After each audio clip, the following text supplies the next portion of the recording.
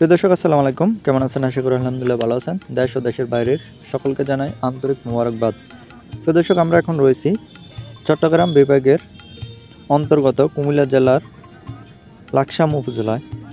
এই জেলাটি প্রাচীন আমল থেকেই সুপরিচিত এবং বাণিজ্যিক একটি শহর। লাকসাম উপজেলায় যে সকল বাণিজ্যিক স্থান রয়েছে সেই সকল স্থানের প্রতিবেদনগুলো তৈরি করে আমরা অবশ্যই আপনাদের জানানোর চেষ্টা করি।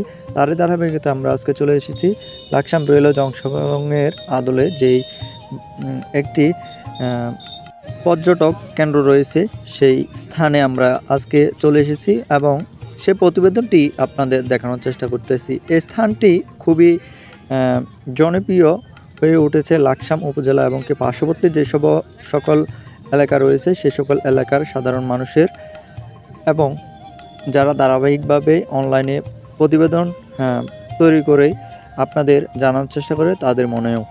এখানে ছুটে আসেন প্রতিদিন হাজারো কন্টেন্ট ক্রিয়েটর এবং জনপ্রিয় সকল কবি সাহিত্যিকরা। এই স্থান দিয়ে ছুটে বেড়ান হাজারো সাধারণ মানুষ।